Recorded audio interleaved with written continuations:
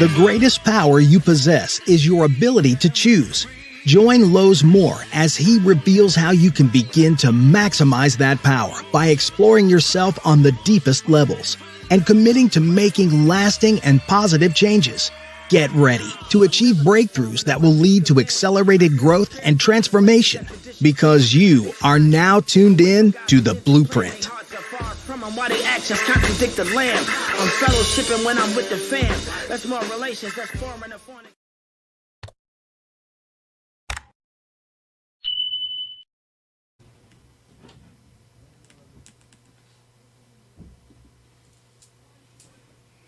Good evening and welcome back. This is Lowe's Moore and welcome back to the Blueprint Podcast. I'm excited to be with you guys. I'm going to slide this over a little bit here so you guys can hear me a little bit better. Yeah, there we go. And hey, seems like we are officially in fall, right? I mean, the weather, even though it was very nice today, it's very nice yesterday, but it was fall. Right, it got that fall feeling. I saw some of the leaves when I was walking starting to fall off the tree. Colors of the leaves are starting to change. Man, isn't God good? I mean, He gives us these change of seasons, and they're powerful and they all have purpose. So but again, I'm excited to be back with you.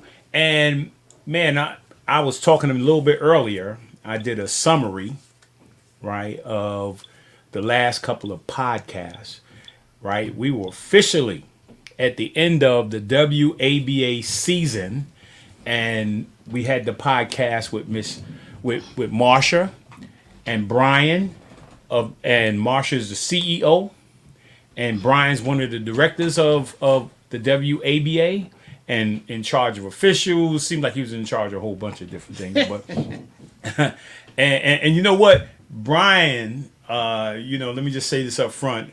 Brian could talk. I mean, he was doing all of the announcements along with Tyrone. They were doing all the announcements of the games and of the 3-point shooting contest, the All-Star game, and the skills competition.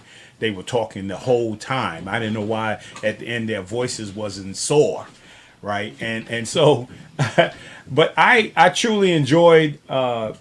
Seeing the evolution of the WABA over the last 6, 7, 8 years, I think that they've been in existence. They continue to grow, and I was saying this a little bit earlier, right? Which prompted this show that this year, 2024, I've actually watched a lot. I mean, I'm telling you, a lot of basketball, right? One of the main reasons is that my daughter and her husband last year was coaching at Stony Brook University, right? And so they had a great season. I've watched Stony Brook over the last 3 years. My wife and I, last year we got season tickets, and so I watched them play.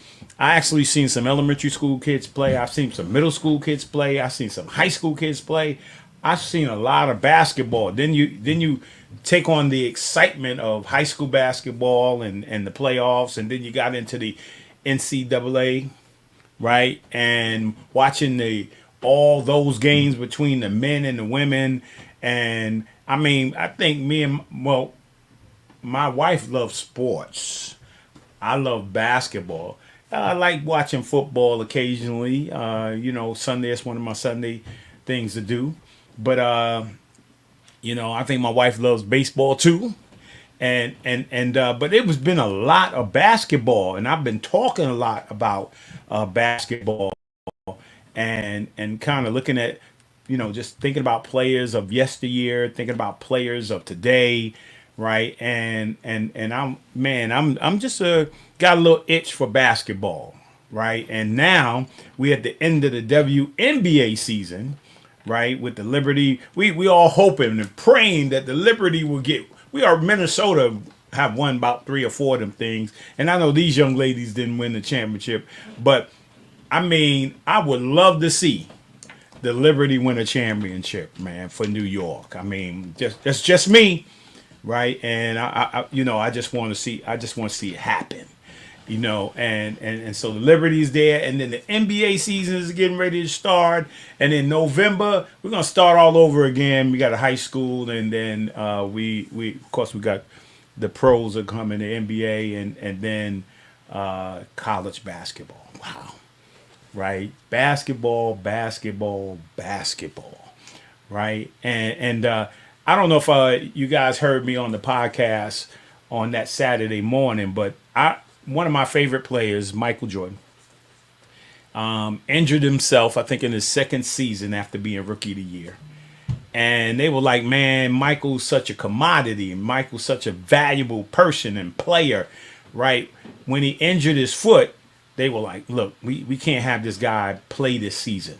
We want him to sit out the season. But Michael loved basketball. So he worked and worked and worked. Man, he was in the pool running in his shoes. I mean, he was doing all kind of therapy, right? And just trying to get himself ready because he had made a promise. Powerful. It's powerful when, when God makes a promise, God will keep a promise, right? He's not like man, right? Man will make a problem, will give you a problem, a promise, and then all of a sudden can't remember the promise, right? So I'm saying, like, Michael Jordan made a promise that when he got drafted, that every year he was in the NBA, that he would end up, right, that they would make the playoffs. So he got his injury together. And then they put him on a time restriction with 35 games left to go. They were so many games out of first place, not out of first place, but out of making the playoffs, right? And they brought him back for the last 35 against they didn't want to do it. Michael was like, look, I got to play, right? And so what ended up happening is that Michael comes back and they put him on a time restriction. Right, and he played hard inside those minutes. We're going to talk a little bit about that later on today. Hopefully, my wife will ask me a question about production per minute. Right, and earlier today, my wife and my son-in-law and my daughter, they were talking about the data and plus minuses in basketball. Right, see, we always thought that when we were doing math had nothing to do with basketball. Right, but they were talking about the data, the statistics, the plus minus, and I always talk about production per minute. Right. Well, in the time that Michael played, he was so productive, right, that he helped to make his team a playoff, making the playoffs that year. And then once he got into the playoffs, the restrictions was off. And of course, against the Boston Celtics, they in the last place. They played against the Boston Celtics. They lost to the Boston Celtics, I think 4-2, something like that, right? But Michael went crazy. He was off restrictions, and he scored 63 points in a game against the Boston Celtics, which is the all-time playoff high, right? But at the end of the season, Michael's new contract, right, is called the Love of the Game contract. Right, that means Michael put it in a stipulation in his contract was that it's called the love of the game clause, that I can play anywhere, anytime I feel like it, I can play, and nobody can keep me from playing. Nobody on the Chicago Bulls, nobody can keep me from playing. I can play all night if I want to. Right, it's called the love of the game clause. Well, we love basketball, right? And then we know that, let me say this, that basketball is more than just a game. Sports is more than just a game. It's very powerful. Did you see what happened during the Olympics this year? I mean, man, I don't think there was a war. You remind me if there was a war, but wars have been stopped in order to have competition among countries, right? And that's the power of sports. I mean, sports will cause for what we call diversity. Sports will cause for equality. Sports will help to drive equality, right? And sports is just powerful. So is entertainment. There are a lot of things, but so is entertainment. But one thing about sports, it brings people together, right? And so, and I love basketball. So I want to talk about a little bit tonight about basketball and life a little bit later on. But I want to say thank you guys. Thank you for your support of the Blueprint Podcast each and every week, man. I love you guys. And if you don't mind, going to Facebook and or YouTube, subscribe and like the Blueprint Podcast. We just want to keep growing, right? We want to keep getting better, right, at doing the Blueprint Podcast. And hopefully like we've done for the WABA, hopefully in the future there will be more live, right? We'll have more live guests in the studio, right? And we'll do more live events. That'd be powerful, and the Blueprint will start to get out there. So again, let me get rolling, man. We got a lot to do tonight, man. I got man. Brian gave me a talking spirit, man, for tonight, and so I got some stuff I need to get out. Something that's been burning inside of me. My goal with basketball was to master it, right? And mastering something doesn't mean that you have to play it, right? That there's a time limit on how long you can play basketball. Although some people, I've seen guys who are 75, 80 years old still playing basketball, right? Still playing 3-on-3 and getting up and down the court because they love the game, right? And so, I love the game. I'm trying to master the game. I tried, because somebody taught me the game, and I'm going to talk about my mentor and Mr. Jones. I'm going to talk about him a lot tonight because somebody taught me how to play the game, and so there have been a lot of people that have given me a lot of knowledge about basketball, and I want to talk about that tonight, and I want to talk about some things that I got coming up, right? So. Let me start out. Let me even start out because since I got that itch, right? I'm thinking about it. I haven't sealed the deal yet. I'm hopefully want to seal the deal, right? And I'm looking to have. I think there's a flyer up there. I'm looking in November to do 2 clinics. Now I haven't finished confirming this yet. So don't go run out there and say Lowe's said he's gonna have the clinic there. But anyway, it's on the flyer, right? And it's Lowe's More Global Communications presents Lowe's More player development clinic for all levels of coaches, right? All levels of coaches, right? And the date I'm looking at is November the 16th. I'm just gonna be at 3-hour sessions. A 3-hour session, and don't worry about what you're looking at on the actual screen, because I will be talking a lot about those things that are on the screen right now. You'll hear me talk about them, and then immediately after the coaches, about an hour after the coaches clinic, I'm gonna have a player development clinic for players. It's gonna be a minimum of 25 coaches, 25 players I'm looking for, because sometimes if you get more than 25, you can't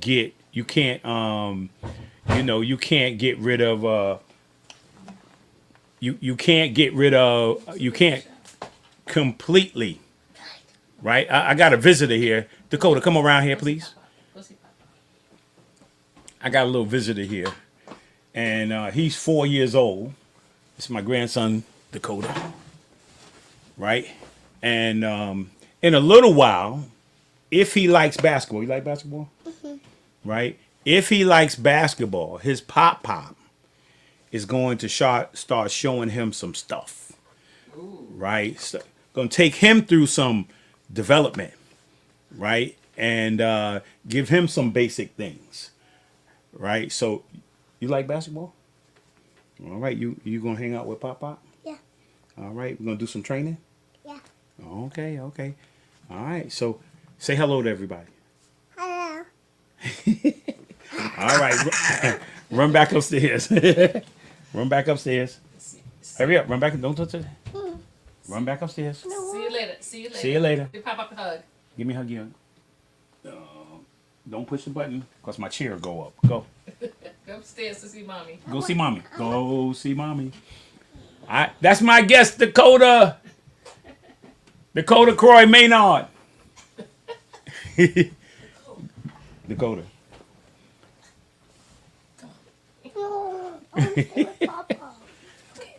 If you're going to say pop up, you got to sit down. No. All right. Hey, Ray, what's up?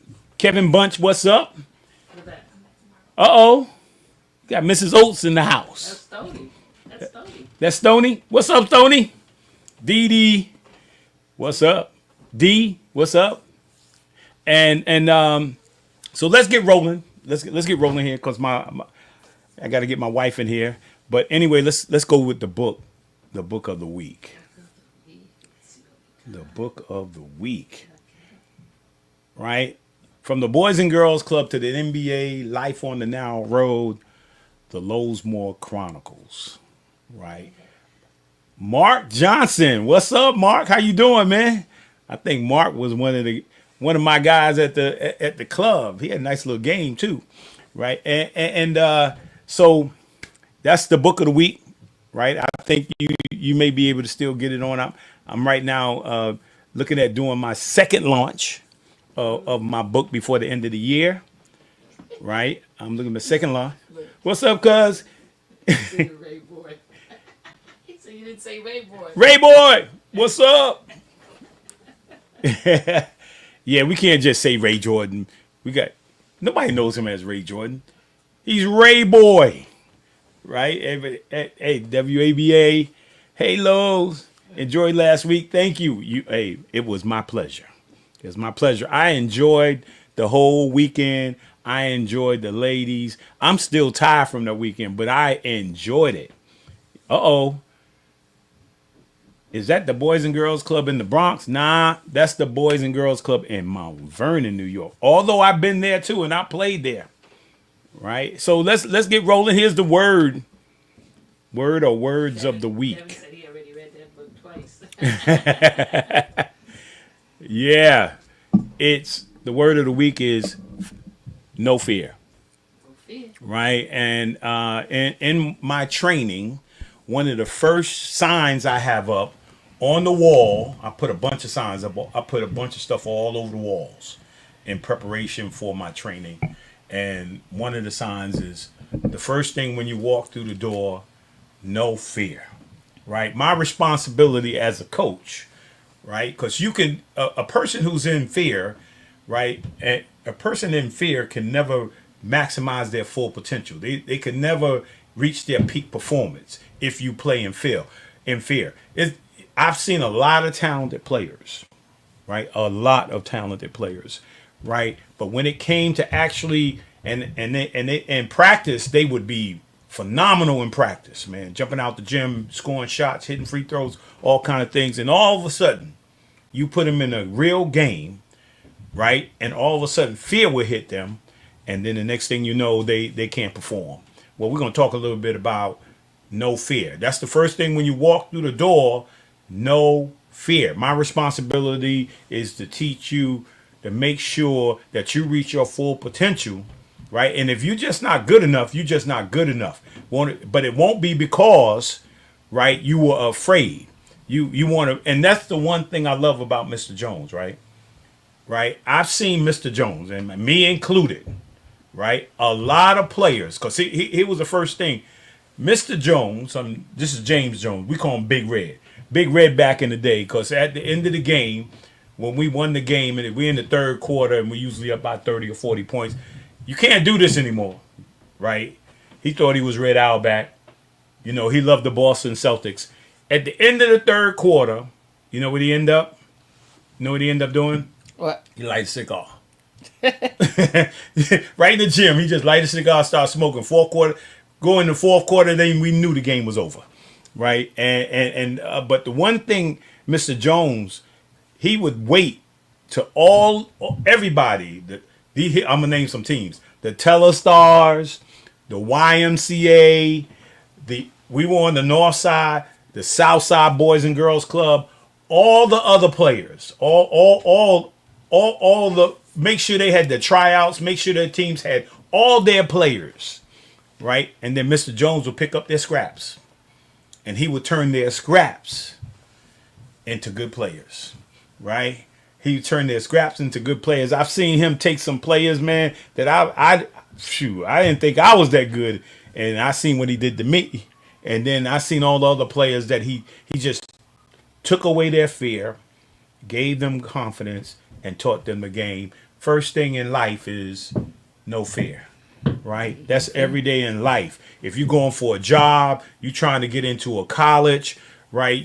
Something that you want to accomplish, right? You can have no fear, right? All of it is an opportunity.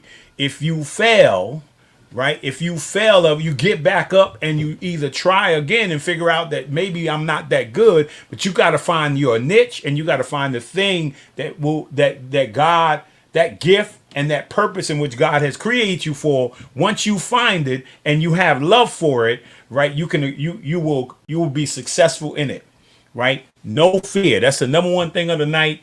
No fear, right? And then here's my affirmation moment. My Pierce Harper affirmation moment. I took it from my book, right?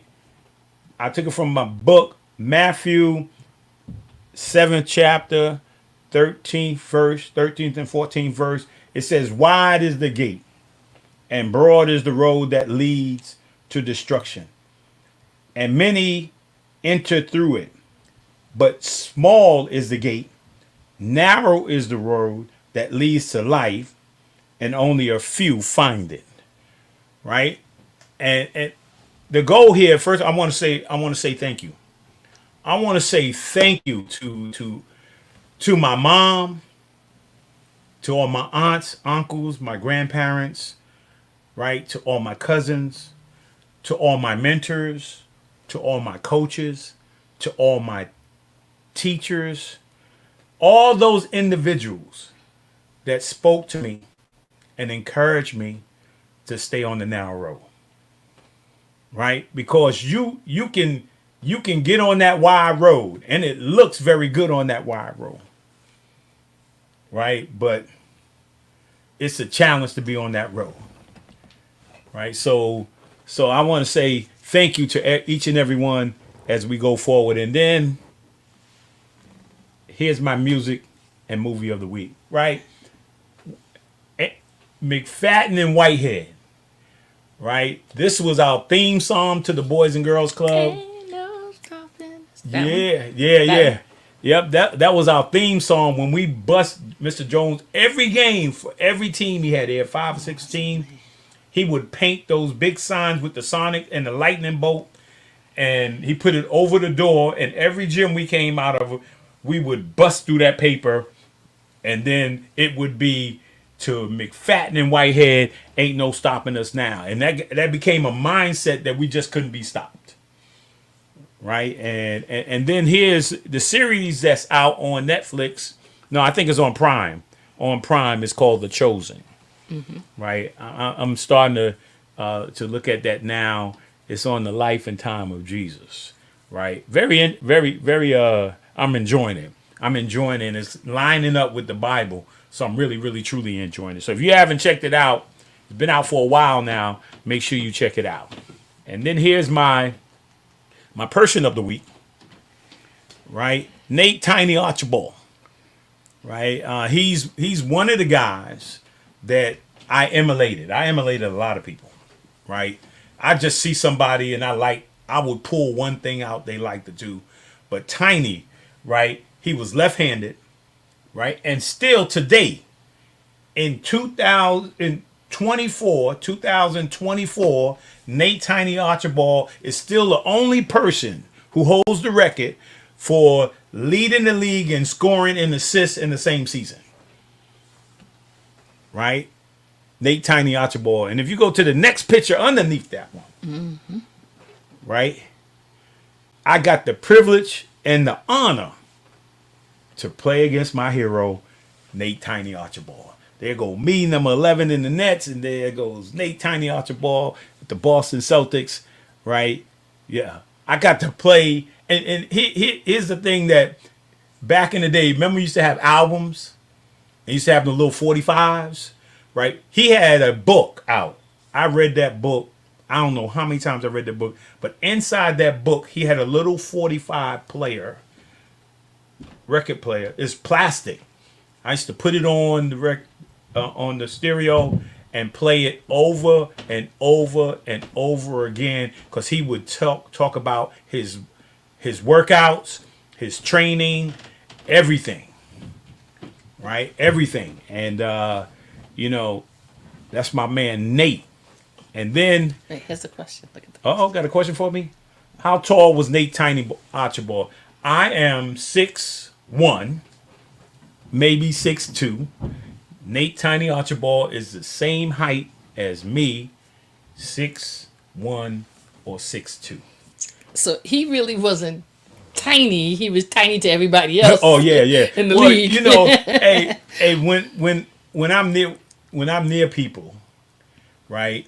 And when I'm near people, where everybody's like, "Oh man, you tall," right? But then when I was in college, there was bigger play. High school, there were bigger players. College, there were bigger players. The pros, they were bigger players. And they say, "Man, that guy's little." But when you walk off the court, you're not that little, right? You're not an average size person. You a little bit better. You a little bit bigger than average. Now Muggsy Now Muggsy, Spud Webb.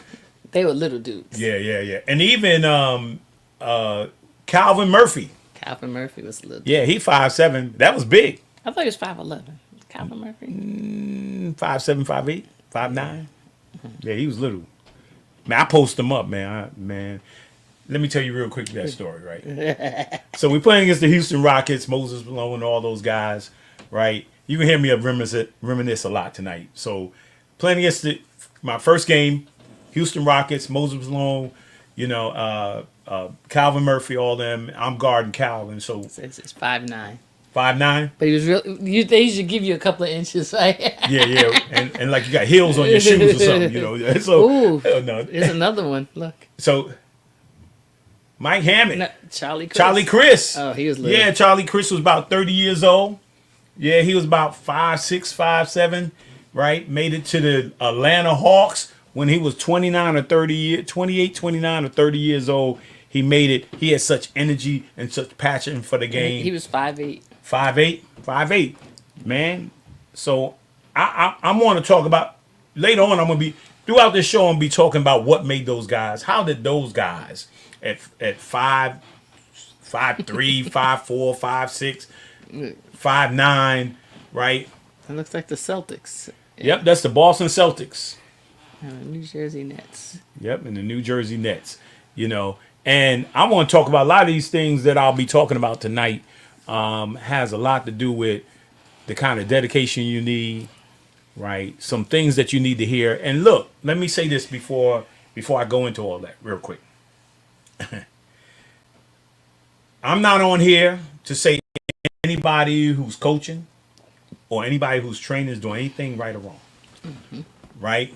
I mean, you can pull stuff from any and everybody, right? But sometimes, right, some people have had a unique experience, and sometimes, right, your toolbox is big enough to handle a lot of stuff, right? So I'm just giving you some stuff when I do the clinics for the coaches and I do the clinic for the players, and I'm talking tonight. These are just tools to put in the toolbox, like any toolbox, right? Every tool has a specific, right?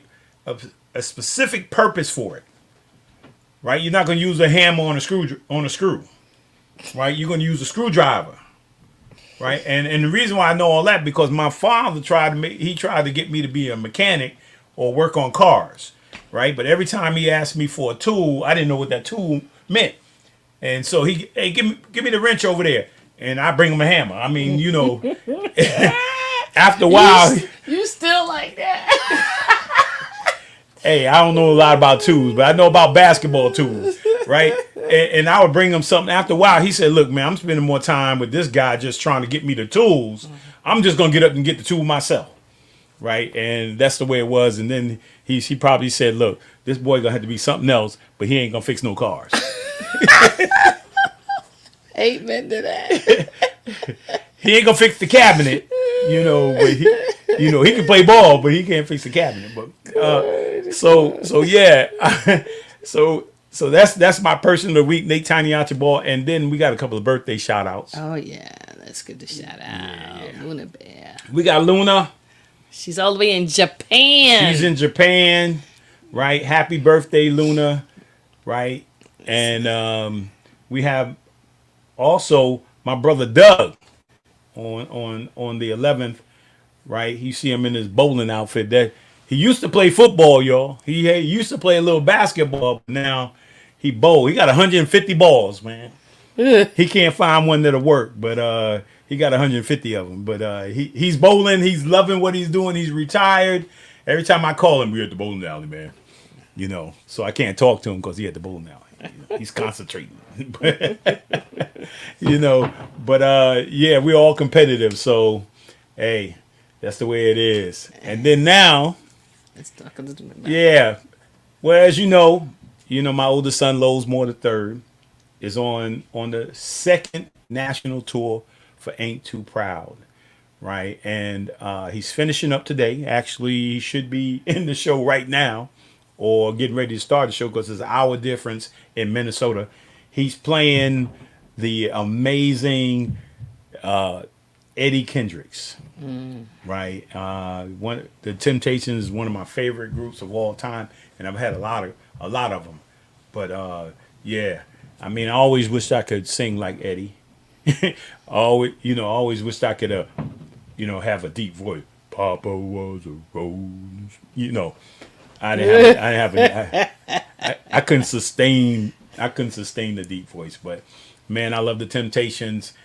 He's gonna actually be in. Maybe at the end of the show we'll have something because he's gonna be in New Brunswick, right? New Jersey. He's going to be in Reading, Pennsylvania first. Reading, Pennsylvania. And then he's going to he's going to be in Binghamton October 22nd and October 23rd. He will be in Reading, Pennsylvania on October 24th. And then he will be in New Brunswick, New Jersey, October 25th. 26th and 27th. Ah, yes. So, hey, go to Ain't Too Proud, right? Mm-hmm. The Go Ain't to Too Ain't Proud, Too Proud on Instagram. Tour on Instagram. Or you can go on any search engine. And then pull up the tour dates. Yep. Right? Yeah, Mike Hammond just reminded me, he wants to say happy birthday. Happy 71. Happy birthday to Gus Williams, right? Yeah,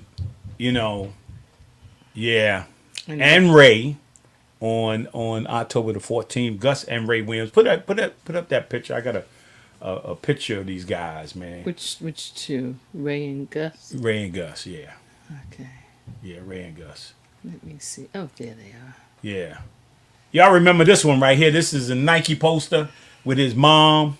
Right, with their mom, yeah. Ray and Gus Williams. To Ray, may he rest in peace. To Gus, man, we praying for Gus that he get well soon. 71 years old, man. Just a legend, And you'll hear me talk more about Gus, right? Yeah, you see how Gus said right down at the bottom of his sneakers, right? That was his signature. He tied his sneakers backwards. Right, and every player in Mount Vernon wore their sneakers. Even all the way to the NBA, my strings were, every now and then my strings were in the back, representing, Gus, right, Gus Williams, So let's get rolling. Let's check out this highlight. I got a highlight up there. We're gonna check out this highlight, and then we're gonna start talking about having a basketball conversation. Let's do it. Yeah.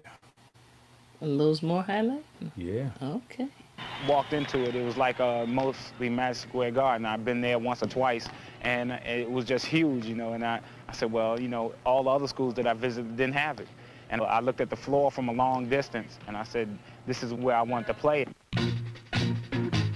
And play he did, like no other Mountaineer round baller in recent mind. Lowesmore pulls the trigger and outpours smoke. An all-Eastern 8 selection throughout his career, Lowes led West Virginia in scoring, steals, and assists. The very nature of his style breeds excitement.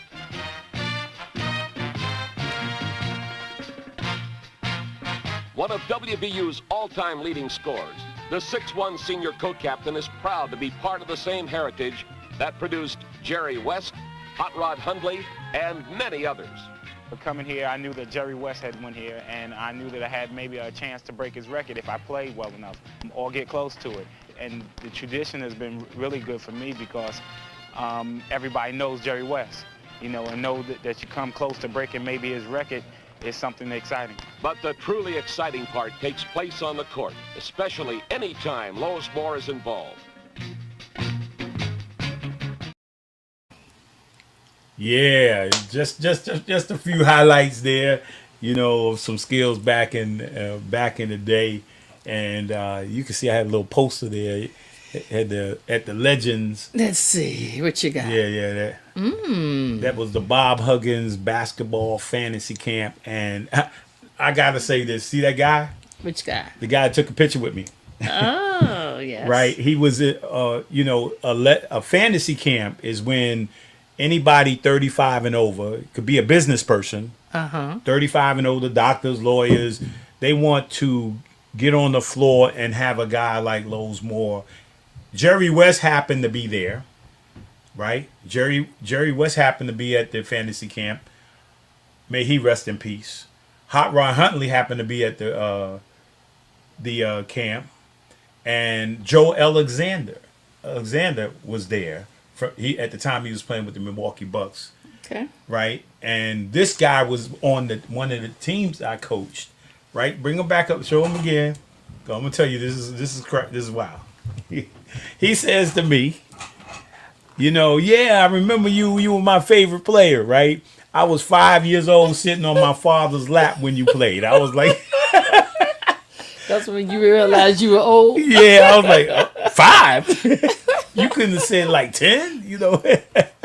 Yeah, but that's so funny, man. And then let me talk a little bit of, because you know you gotta be. No, they didn't. Nah, they didn't want me to break Jerry West. That wasn't gonna happen, man. But you know, one of the things, if you're gonna be great at anything, yes, right. I don't know if many of you out there knew. My wife would know that when I was at the end of my career playing basketball, I got a call. I was playing in the WBL, the World Basketball League. I was playing there, and I was about to end my career, and I get a call from Phil Jackson, the great Phil Jackson. I get a call from Phil, and Phil said, "Hey, Lowe's, I'm about to take the Chicago Bulls job," and he said, "I want you to come and interview." Right, knowing that I had never coached before, right? He knew how, you know, sometimes point guards can be an example, or a player that has high IQ on the basketball court, right, where they could see the game and they could talk about the game and they understand offenses and defenses and strategy and all those different things. He thought that I would make a good coach. So one of the things is we set up the date in which I was going to do an interview. Mm-hmm. And one of the things is when I got back home, first thing I did was I studied, right? I wanted to know, when did the Chicago Bulls, right? When did the Chicago Bulls, when did the team start in the NBA, right? Who was the owner and founder of it, right? The impact of the Chicago Bulls in the Chicago area. Mm-hmm. The things that they impacted the community, not just playing basketball and making money, but was there an impact in the community, right? So I went through the whole history of that, studied it before I went for the interview, right? I think I went there and I knew I had all this history of what the Chicago Bulls was, how the inception of it, and where they were currently. And I interview well Jim Clemens, right? Jim Clemens ended up getting the job over me, who was coaching at Youngstown State. He was at Youngstown he was State. at Youngstown State. I was playing for Youngstown, right, in the WBL, and he was the coach there. And because he had more coaching experience, and he also was on the New York Knicks, right, with Phil Jackson, so it was a connection there, and so he ended up getting the job, and so that was. And it. you know, and here's something funny. What? When he was at Youngstown State, they had 0 wins. Yeah, but he had coaching experience. But he had coaching experience. You know, I mean, I'm not gonna go there, but yeah, I'm just saying he had 0 wins. That was just a fact. Yeah, I mean, wins. It wasn't very good, but anyway, he had coaching experience. So if you're looking like, sometimes we can get in a tunnel. You know, we can have tunnel vision, right? So you can play basketball, whether you're in high school, college, or pros. You got to think about that. You're not going to play forever, right? And you need to think about one of my friends is an NBA official, right? And he played basketball for about 10 years, and then he became an official for the NBA, right? And I've got friends that played basketball, and they went into high school coaching, college coaching, and professional coaching. Right. Right. So you can't be in a tunnel, right? You got to think about, and this is the important. I want you to put up that it's got it's like a basketball player. He got books in the ball, right? I want you to put up. I want y'all to hear this quickly, right? Keep going. Keep talking. Yeah. So what I want you to understand is that sometimes ball will end up being your career, right? But your education will extend beyond that, because you can't coach, you can't be an official if you can't take tests, right? If you're not knowledgeable, if you don't have an education, right? You don't want to end your career with nothing to do. Right? And I have nothing about somebody that wants to be with DPW who want to pick up garbage. I've got nothing against that. Right? The great Adrian Dantley, who has money, still has money from when he he was great at Notre Dame, he was great in the NBA, right? But yet every day, I don't know if he's retired yet, but every day in the DC area where he's from, right, he's a crossing guard. Right, he just gets up every morning. Maybe it's something to do, but he gets up every morning and he helps the children walk across the street. And he's one of the greatest NBA players who ever played. Right, wow. But I see that's by choice. Right, wow. When you can't have the ball without the books. You can't have the books without the ball. Right, you need both of them. Right, you need both of them. You need to figure out, while you're playing, right, what's the end game? I call that the fifth quarter. Now I'm starting to get into some stuff, right? There's four quarters, and then there's overtime. But then there's the fifth quarter. The fifth quarter is, what are you going to do when you can no longer play? Right? That's the fifth quarter. Right? And very powerful. So I want to get into some real quick. I want to get into some history, and I wanted to find out. I'm gonna ask you guys a question before I start talking about it. I'm gonna ask you guys a question. Does anybody out there know who? Let me get this. Who John B. McClendon is? Anybody out there? I'm gonna give you a few seconds. Who is John B. McClendon? Who is John B. McClendon? Does anybody out there know who John B. McClendon is? I mean, I've seen people popping stuff on, right? Because one of the things I learned about basketball is you got to know your history, right? I mean, I think it was Shaquille O'Neal, right? I don't know if you remember this, babe. Rookie year, in the All-Star game, right? His rookie year, right? And Lenny Wilkins took Shaquille O'Neal out the game, right? And he sat at the end of the bench. He was mad because he took him out. And he said, man, did that guy ever play before? So one of the first things tonight, right? This is not the first thing, but the first thing was no fear, right? Mm-hmm. The second thing is, right, you cannot, whatever you're doing, dancing, singing, ball, whatever it is, you can't do it without education. Right. Right? You got to get educated in the thing that you're trying to become.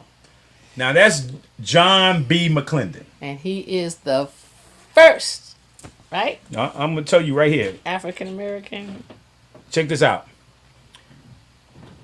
Born in 1915, right? Died in 1999, right? He's credited in the inventing the fast break in basketball. Wow. Right? It says McClendon was a basketball coach who pioneered in the integration of sports. Right? He created the fast break, and he was known for this private game that his team, his all black or African American team, played against the North Carolina all white team back in the day in the 1940s, right? And beat them, right? Beat them by 50 or 60 points. Nobody have ever played the game like that. They couldn't keep up with them. They was moving so fast, right? And so it says McClendon was a leader in integrating college and professional basketball. He was the first all-black college team to compete in the national tournament in 1954 and 59. Became the first African-American coach in the ABA. He's the first black coach, right? And his mentor, check this out, because you got to know your history. McClendon mentions McClendon's mentored by inventor James Naismith. Right? Dr. James Naismith created basketball. Right? The inventor of basketball. He was a professor at University of Kansas in the 1930s. John McClendon heard that he was there and went to study under him basketball. Right? John McClendon was also the first person to be inducted into the National Basketball Hall of Fame, both as a coach and contributor. So what I'm saying to you tonight, man, if you don't know your history, right, you can play this game. Your history is important. If you can't appreciate it, one of the things that, man, if you look up on YouTube and look at Michael Jordan, this interview Michael Jordan did with Jerry West, right? When Jerry West asked him if he was the greatest player of all time, right? He said, it would be a disrespect to the ones who came before me, the Bill Russells, the Jerry West, the Oscar Robertson, for me to say I'm the best when I never had a chance to play against Jerry West. I would have loved to play against Jerry West. I would have loved to play against Oscar Robertson. I would have loved to play in the time of Bill Russell, right? I would have loved to play there, right? You can't be the best unless you played against and competed against the best, right? And then his other thing he says, it's not up to me to say I'm the best. That's what you tell me. I'm the best, right? Very, very, very powerful, man. Very, very powerful. So that's some history. And then for me, some of my personal history, show some of them. Mike Tyson's study of boxing. Yeah, everybody, man. And so when you look at Bruce Lee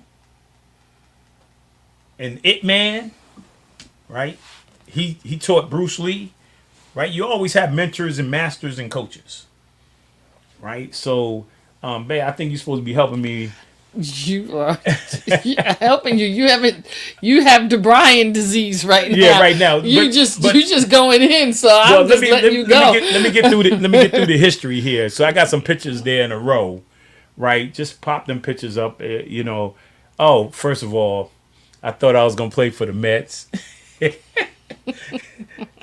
So I thought I was gonna be a baseball player. And I'll just tell you this quick story. My grandfather, one of the reasons why I wanted to be a baseball player was that every time I went to North Carolina during the summertime when I was a little kid, me and my grandfather used to watch baseball all the time on the black and white TV. You know, he was so excited about baseball, right? He was so excited about baseball, man, that I was like, man, I want to play baseball. And we'd go in the backyard, man, and we would throw balls. He'd throw balls back and forth to each other, right? And I was so excited, right? I was so excited, man, that I had made a baseball team, right? I was in junior minors, right? And yeah, I was in the minor league, right? And there goes my teammates, man. A lot of boys and girls club guys I went to elementary school with. There goes Daryl Stewart. I remember, we were all on the same team. My man Seth Vanderberg. I always say Seth was the greatest baseball player I ever seen in my life. Nobody could pitch at that age like Seth did. But right, what was I saying? Yeah, no, I thought I was going to be a baseball player. Here you go. Tell your story about your Yeah, grandfather. so I make the baseball team. Now I'm playing pitcher. I'm a pitcher, and I'm a first baseman and a second baseman. One of my favorite players, because he was left-handed, was Willie. Not Willie. He was on the Mets. I can't remember his name now. Bud Harrison. Okay. He was one Mets second baseman. He was left-handed. That's why I liked him. And he was good, right? And so my grandfather fly. He didn't fly up. He drove up. Him and my grandmother. And I was so excited for my grandfather to see me play baseball. Right? This is what I learned that there's losing and winning. My grandfather came to see me, and I pitched, right? And we lost 18-0. I mean, they hit me everywhere you could hit. And if any of you would know, if you know me as a young kid, right? I can't bear losing. I hate losing, right? So anytime I lost, I would cry. That was the first thing I started crying. They hit me every kind of way you could hit. I was crying. The coach was trying to console me. My mother was trying to console me. Everybody. My grandfather was trying to console me. They left, right? In the next game, I pitched. I think I had a 2-hitter. We won by 18-0, and that was my baseball career. And I was a pretty good baseball player, but then I fell in love with basketball. So let's talk about how I got excited. I don't know if I got a Nick thing up there, but yeah, you showing pictures, but I think I got a Nick one up there. The New York Knicks. No. You do, but yeah. Where? Anyway, let me start off. Like, I want to talk about a little bit about history, man, because that you gotta love players, man. I should look at players. This is one of the first things. Let me say this to you: if you want to be a great player, right, you got to watch basketball. I mean, when I was a little kid, man, basketball came on Saturday. You had one game, the college game of the week, and on Sunday you saw an NBA tape delay game of the week, right? And you watched those games, and so that was as much basketball as I could see at the college and professional level, right? You must watch the game, right? There's no playing without watching. You got to watch the game, right? And you got to have a history. Some of my great players up there, Bay, you show Gus Williams, right? Gus Williams was one of my favorite players. You just popped up Earl Tatum, right?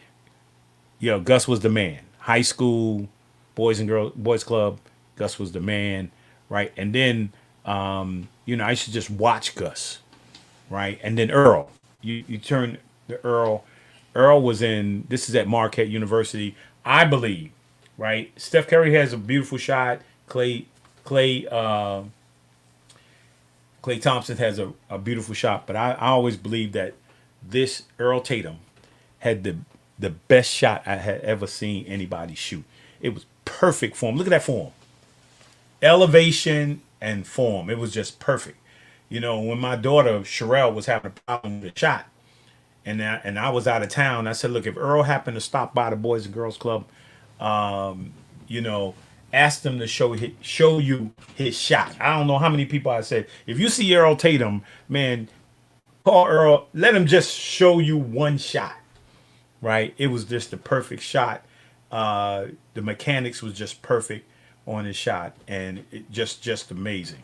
And so, you know, Earl was the man. Earl was the one that motivated me. He was one of my first persons to motivate me as a basketball player, right? To work hard, right? Not that I didn't work hard, right? But that was Bill Plez right there, the great Bill Plez from Mount Vernon High School, man, legend back in the day, right? And Bill was the man.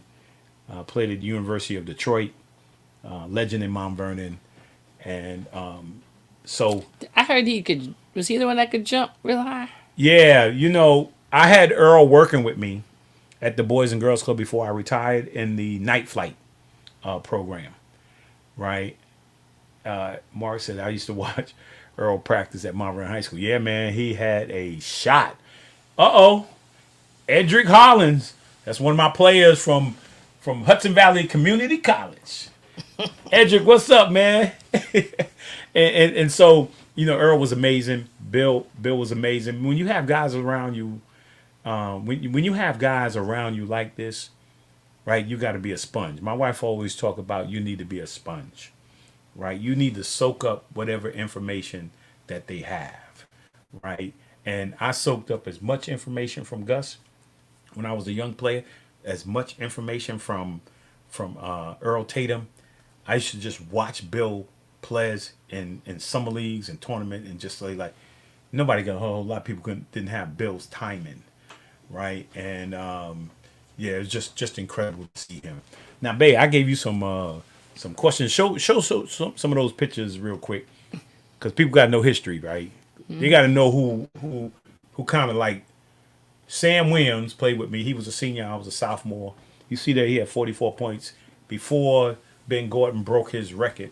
Sam was the all-time leading scorer at Mount Vernon High School, right?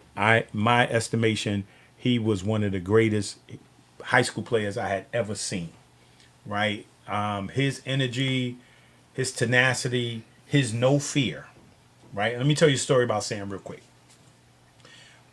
I was a sophomore, and we were playing in Long Island Lutheran, right? And Long Island Lutheran had Reggie Jackson or Reggie Jones, 6'4", 6'5", and he had Wayman McCoy. Wayman McCoy is like 6'8", 6'9", projected out of high school, a potential college pro, right? And we were playing against them. We were also playing against Mackin out of D.C. and DeMatha, right? And so I'm a sophomore, so I think everybody, right, and well, at least I know I was scared, right? I was afraid, but the way Sam was in there pacing back and forth, right? And he said, "What's wrong with your guys?" Because you know, at home we were king. We in Westchester, we were king, right? We didn't go that often to play against other players, and so here we out in an area we're not familiar with. And we started hearing all the write-ups on Long Island Lutheran, Mackin, DeMatha, all the great, Mackin and DeMatha, man, they the great programs. But they also recruited, right? They are also schools that recruited players. So they had the best players out there. And I'll never forget it, man. Sam was pacing back and forth. He said, "What's wrong with you guys? Man, I'm about to eat somebody up." That's what he kept saying. And he used to have that lip that hang down, and he used to say, "I'm about to tear somebody up in here tonight," right? and man, he got us so hyped that when we went out there, right, all that fear kind of went away because Sam was so confident, right? And they did not know what to do with Sam. He scored 40 points that night, and they did not know what happened to them. He just ate them up, and he gave me such confidence, right, that I just started to ball, right? And I believe, check this out, I was walking the other day, right, and I was thinking about Sam, right? I was walking the other day, and I turned the corner on Lincoln Avenue from Webster to Lincoln Avenue, and sitting at the bus stop with Sam Williams, and I gave him a little fist bump, And I was thinking in my spirit, man, somebody would have to tell me something other than the two best backcourt mates together had to be Lowe's Moore and Sam Williams. I mean, when you look going left and going right, you had me on the left and Sam on the right. We can both go both ways. But, man, we were two talented guards, man, in the history of the game, man. We were explosive, right? So that's my Sam Williams story, and I stick by it, you know. But that's Sam, man. And you know, any other ones? Walt Frazier, right? You can keep going. Walt Frazier, I took his around the back and his defense. Earl the Pearl Monroe, I took that shake and spin, all that stuff that people were doing today. Earl the Pearl Monroe was doing it. There is no player in the history like Oscar Robertson. I mean, I don't even know. I can't even remember anybody that resembles Oscar Robertson, right? He was just a phenomenon. He was a unique player. I mean, these guys are Walt Frazier and them. They 6'4", 6'5". They big guards, big point guards, right? And they could play, and they dominated college basketball, right? I'm just giving you history, man, because that's the first thing you got to start with. Is you got to start with history, right? And then keep you got some more in there. Keep on rolling. Yeah, keep on rolling. Because we got to get rolling. You got to ask me some questions I sent you, right? Some things. There go Dr. J. Man, when Dr. J came on the scene, look at that, man. Whoo! Boy, looking in the rim. Right, when Dr. J came on the scene, I was like, oh, man, we in trouble. We see all these great players that we could emulate. I'd be in my room and I'd be hanging in the Hot Wheel track and the hanger and the net with the hanger on the Hot Wheel track and shooting the tennis ball in it and jumping on my bunk bed, right? You know, this is how it starts. It starts in the mind, man. You know, I started emulating people and thinking about the game and thinking about their moves and stuff like that, man. And I made them a part of me, right? And then I became me, right? So, yeah. Any questions out there, man? You guys got any questions for me? My wife's going to start, the Iceman George Gervin, finger roll. I got to tell you a story, right? My rookie year, me and Darwin Cook, he was my roommate. Man, me and Darwin in the first half, right? I ain't going to say we locked George Gervin up. George Gervin had single figures. Because everywhere he went, Darwin was on him, right? And I would double team him. You know, and then I had him, I pick him up, and then Darwin would double team him, right? So we kept him to single digits, right? Single digits in the first half. And for some reason, my coach, Kevin Lockery, I love him. But he switched Mike Newland on him in the third quarter. And that boy went crazy. He shot every kind of off the backboard shot. We don't even shoot. Like, who's the greatest backboard shooter in the history of basketball? Anybody know that? Who is the greatest backboard shooter? George Gervin. George Gervin is one of them, but he's not the best, right? He's not the best. Nah, he not the best. It wasn't George Gervin? Nah, George Gervin is not the best backboard shooter. We don't even shoot off the backboard no more. Matter of fact, we don't even shoot medium range no more. Alex English? Nope, wasn't Alex English.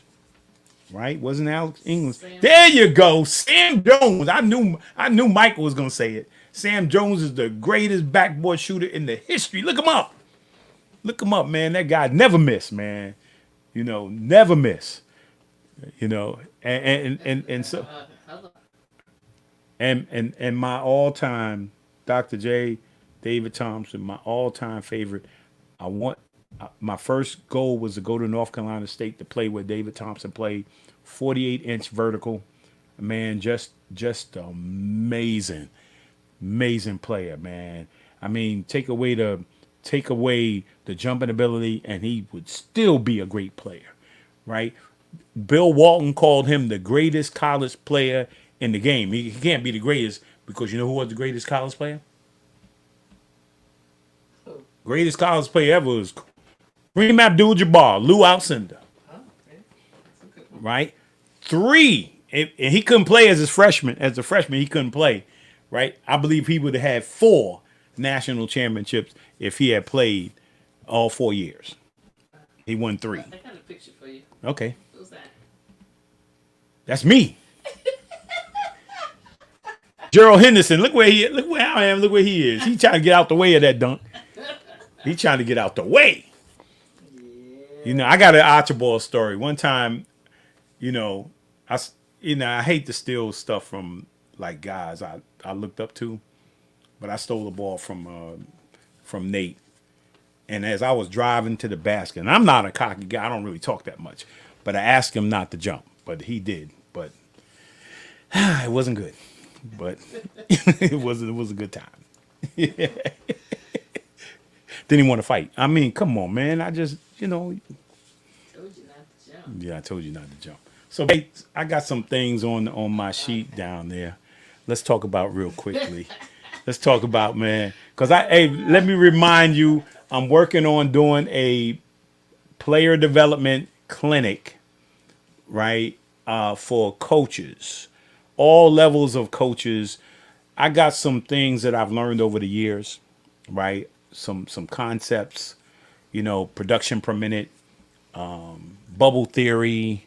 I got some stuff, right? I got some stuff that I learned over the years from a lot of these coaches and a lot of players that I played against. I picked up a lot of stuff, man, and from players and coaches, philosophies and different things like that. And I want to be able to share them, right? I want to be able to share and give them back. So I'm doing a player development clinic for coaches, 3 hours, and I'm doing a player development clinic for players. I'm only having 25. It doesn't mean I'm not going to do it again, but I'm only taking 25 because you can only handle so many players. But babe, you got some stuff for me. Well, first of all, let's see. You really just let's see, how long has it been? Like, I think you went a straight hour and 8 minutes. I think you might have taken 3 breaths in that time. Oh man. So, but I'll host for the last 22 minutes. Yeah, you were supposed to be hosting. The last 21 minutes. Okay. And first of all, I know you were basketball was a dream that you had starting when you were at Mount Vernon High School, right? Mm-hmm. So, woo! I was serious then, man. Taking no prisoners. Listen. The hair was almost like the way the kids have the hair today. Okay. Yeah. But I like that number 12. Number 12. You know why? My favorite number all time is number 11. Mm-hmm. But in high school, they wouldn't buy new uniforms. So I wore 12 at home and 15 on the road. I wanted number 11. I wanted number 11 bad. Brian has rubbed off on you. Absolutely, Brian. Help. I mean, if you go back to then, you'll see in, I was named All League, yeah, All American, right? I was you call it McDonald's All American then. That was Dapper Dan, right? Was it no, Dapper Dan? It was Parade All American. Okay. And Scholastic All American. Oh, okay. Right, and then All State, right, and then the Con Edison Award winner. I have a red shirt, Brian, but it doesn't say WABA on it. We're still a little salty over that, but we digress. Right. I'm looking for my shirt, man. I'm looking for my shirt. And this here is we played against what's the Yonkers team? Gordon. We played Gordon, right? And it's called Lowe's Knights Divine, right? And I said, I thank God Almighty for the strength He gave me to play today. I had the flu during this game. You can't really see the stats, but I had a quadruple double in high school. A quadruple double. If y'all know what that means I had double figures and points, assists, steals, and rebounding. Okay. Did anybody else play? Yeah, me. Now, you can't really see this, but on this list of 1976 All-American Michael Woodson is on there. Irvin Magic Johnson is on there. Ooh. I'm on the top 25 players in the nation. Wow. Right. So I had to, you got to come with your resume. Okay. And that's me and my man Scooter at the boys club working out. Yeah. Scooter was a baby. Yeah, Scooter was a baby back then. I was a baby. We were all both babies back then. And then of course this is WVU. That's the craziest part. I did go to the Dapper Dan All-Star game in high school. Right? In high school I flew. Here's the incredible story. This is how I did my letter of intent, which they're about to get rid of the letter of intent. Are they? Yeah. And because we need to know what the clearinghouse is. No longer the clearinghouse anymore, right? But it's the eligibility recruiting program, right? So you have to be cleared, right? You have to have all the requirements academically in order to be a potential college player and NCAA college player or NCAA 2 player.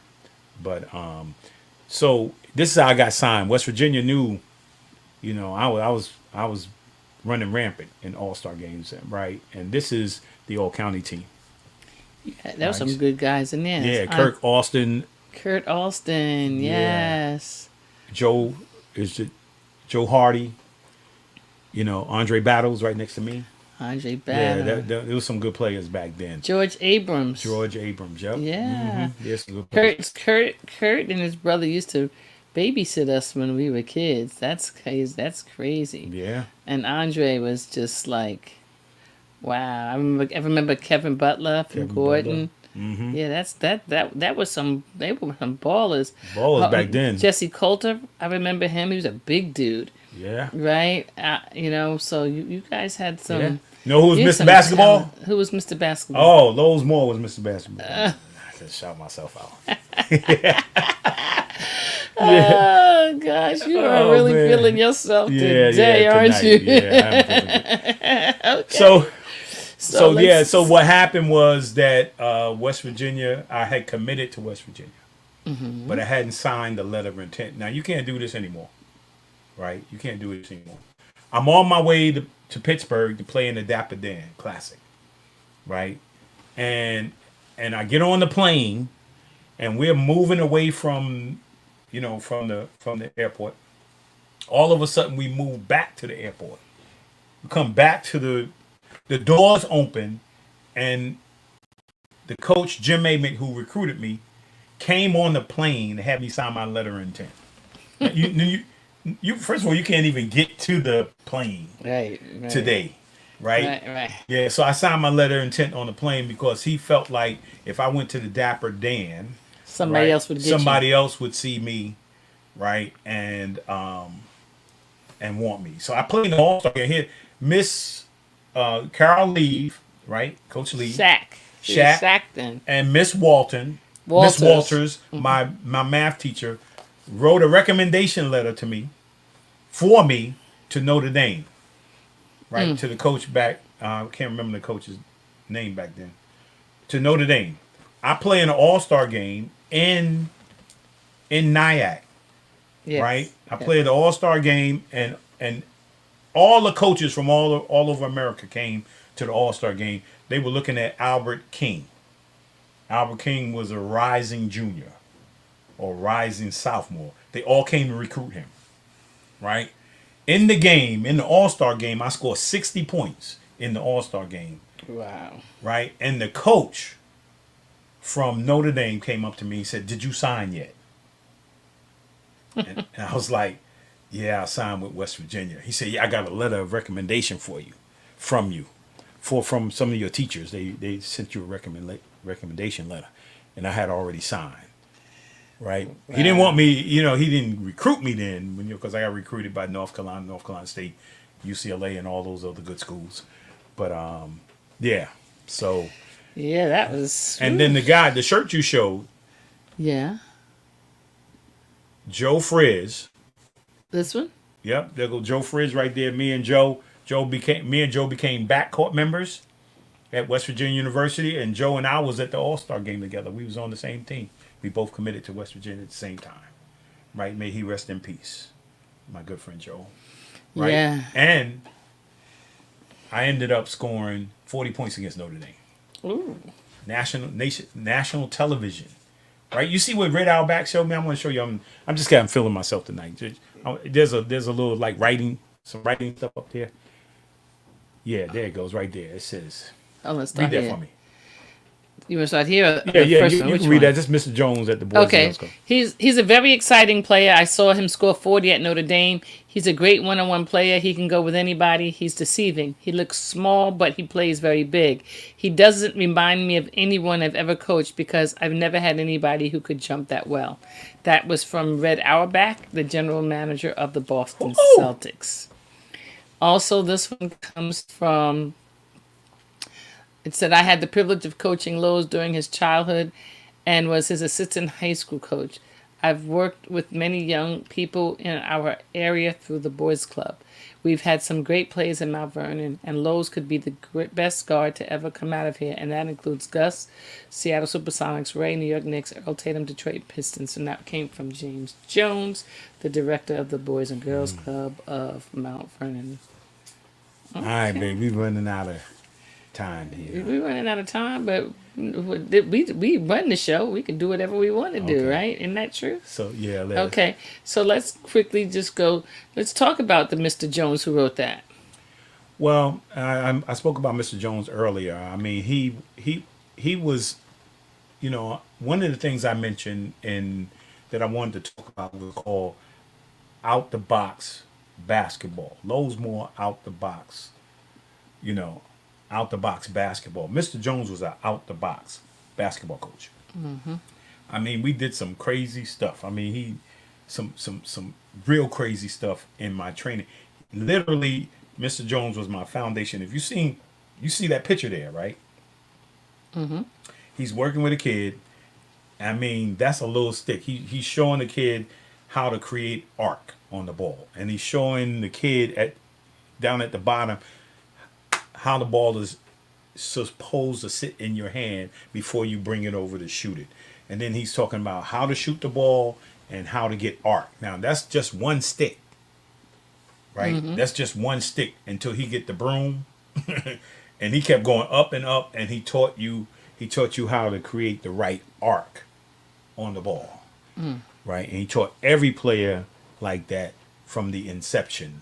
I don't care how big or small, it started with the foundation, right? And the foundation for Mr. Jones, number one, was no fear, right? And number two, right, was we always had skull sessions, right? And so he always believed that, right, in order to physically get it, you had to mentally get it first. Right. Right? So whatever we did in practice, we went over in skull session. Well, we're quickly. I know we're gonna just kind of shoot some of your West Virginia pictures up. Okay. This was also one of my favorite ones. Lowe's in the tuxedo dunking. Like that was like really cool. I remember seeing those when I was a kid and saying, "Wow, Lowe's, that's pretty cool," right? And then it turns into this. It goes from this to this. You see the one on the far right where you're dunking, and this is what you're doing without. I was like, "Oh, that's pretty cool that they went from that to that." I mean, you just were like all up in the air and everything. You had muscles. Look at muscles on top of muscles on top of muscles. Yeah. You blocking somebody's shot. Yeah. He tried. I made him. Oh, didn't you have that guy on my show? On your show? Greg White. Yeah. Now Greg. He went up underneath you. Yeah, he went up. He had to go underneath me because he had to go underneath me. I mean, this is one of my teams. This is with Gail Catlett, right? Gail Catlett, yeah, my senior year. My jersey, along with Rod Thorne, is in the locker room, along with Jerry West and some other players that made it to the program. After this, what did you end up doing? After what? After West Virginia? After West Virginia. After West Virginia, I get drafted. By the New Jersey Nets. With two really good dudes right there. Yeah. That Mike and Michael Corrin and Mike Jaminski. Mike and Lowe's. One at North Carolina, West Virginia, and Duke. Yeah. Yeah. That was a good rookie draft. And, Yeah. and then they had Darwin that year too, right? And Darwin Cook. Yeah, Darwin Okay, Cook. Yeah. okay, yeah. Yeah. He had some hops. I remember the hops for sure. I was, I don't want to give it away, but I was in the 6th grade watching those. Oh man. So then you get drafted by the Nets. This is one of my favorite pictures too. I really like this picture. You're so intent, looking at that, and yeah. So when people, I remember say, this game right here, right? I was shooting around, me and Darwin shooting around, and we were playing the 76ers at Rutgers. That's Darwin right next to you, right? Yeah, that's Darwin. And we were playing 76ers at Rutgers University, right? And Dr. J came out, who was one of my heroes. You seen him earlier dunking on somebody, right? And he walked by me and said, "Hey, Lowe's, how you doing?" I'm like, "What?" Dr. J knows my name. And there's oh, that's you right there, yeah, Larry Bird. Larry Bird, the great Larry Bird. He scored 50 on y'all that day, didn't he? He didn't score no 50. Hey, let me tell you one of the unique things about Dr. J and Larry Bird. Mm-hmm. We were always come to the third quarter, 3 quarters. We were beating them Nets. We beating them, and Dr. J and Larry Bird would take over in the 4th quarter, and just beat us. But you know what now, like you said, I'm a full sports person, right? Mm-hmm. I would always feel that way about Terry Bradshaw and Roger Staubach on football. Yeah. Like the Giants would be winning, Jets would be winning. Come the 4th quarter, Roger Staubach would score, right? Terry Bradshaw would score. You'd be like, "Can y'all just like win the game?" Just like, yeah. But it would always be the 4th quarter. Right, and now we got Aaron Rodgers. We can't win in the right. And the crazy thing is, his question is, everybody. A lot of people can start the game. People can play the game, right? But the most important parts of the game is who's in at the end of the game. Mm-hmm. My goal was always to be at the end of the game.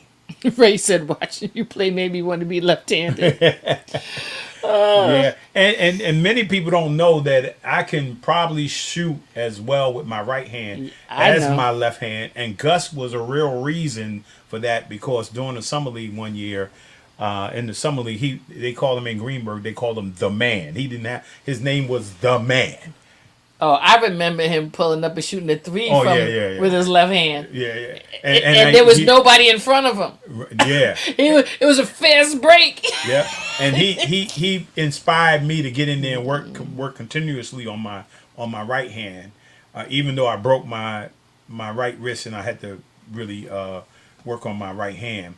But he scored. He hurt his wrist in the semifinals, or his right wrist in the semifinals, and came back and won the championship in the Greenberg, scoring 40 points with his right hand, with his left hand. Oh yeah. So I was like in there just doing my right hand thing. So there you go, a couple shots. Yeah.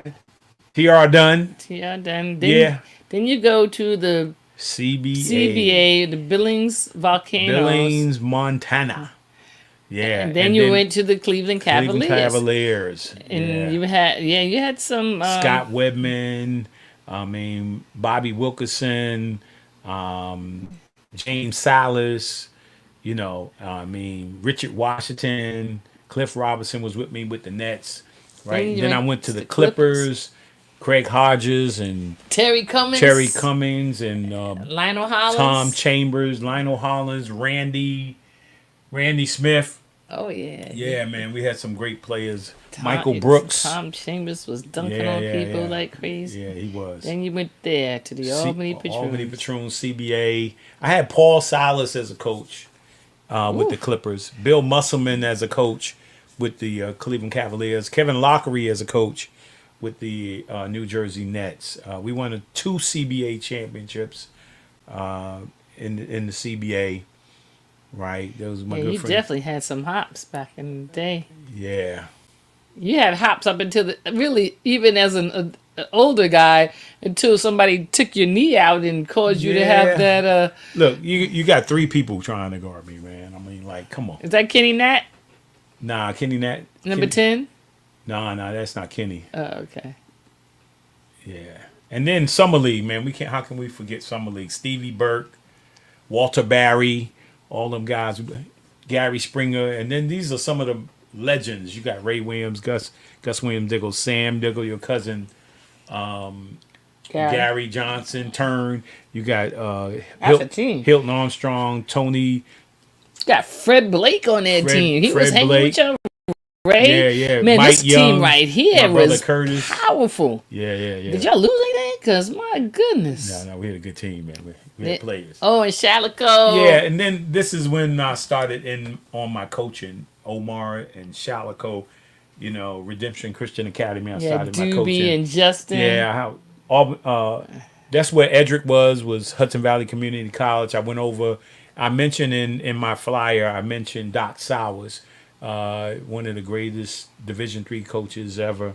I learned a lot from Doc Sowers. He was the guy who taught the coaching certification classes. I learned a lot from Doc Sowers, back then. So you're talking about training. So then you became mentor to what I call one of your other children. Look at that mustache and beard around you. That's crazy. Yeah. Now you look like Losey right now. Yeah, Eddie Kendricks. Oh my goodness. Oh man. And then I had as my son Isaiah. We were in Denver Nuggets. George Carl was my CBA coach too as well. Competed against George Carl. He was coach of Denver Nuggets at that time. This is Isaiah's wheelchair basketball team, and I even coach wheelchair basketball.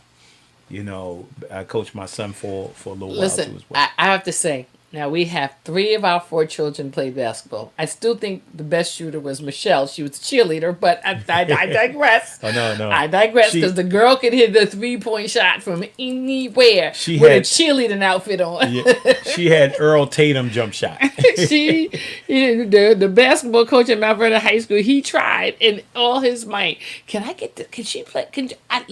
Let's put her uniform on. She could shoot a few threes and then she'd go back and flip around and do cheerleading. Yeah. Now I sent you a little thing. Is there anything on there before we get off here? So we were looking at a couple of games today, and you were talking about the type of defense that people play today versus what you guys played back in the day. I watched the games back in the day, and the physicality that they had then does not compare to what goes on now. I feel that, it's like touch central here, touch foul.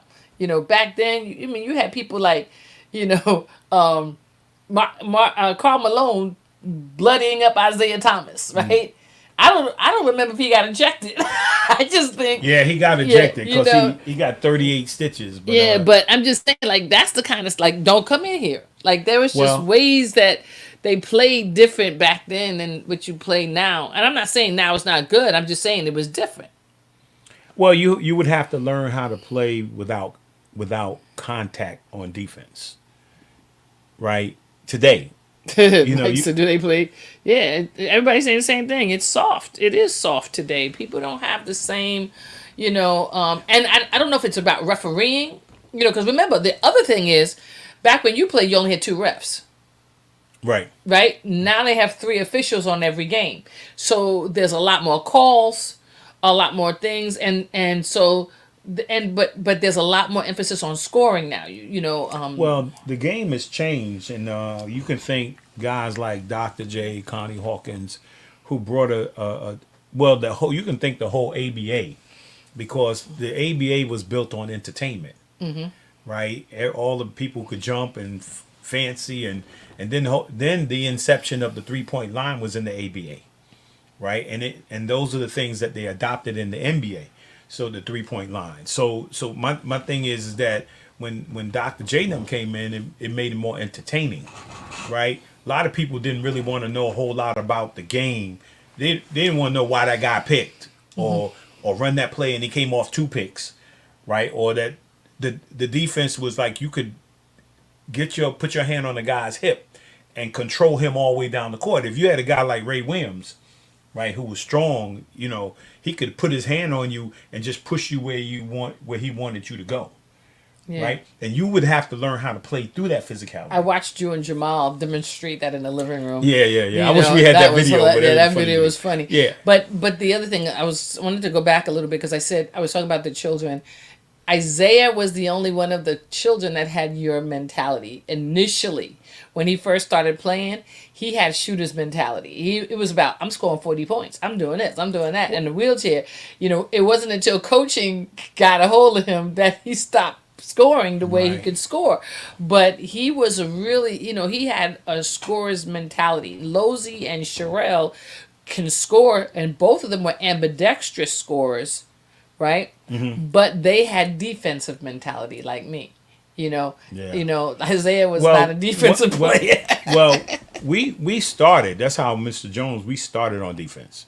If you look at the history of all Mount Vernon teams, particularly Mount Vernon High School, it was defense. It was the defense that created the offense. Listen, Brian says offense sells tickets.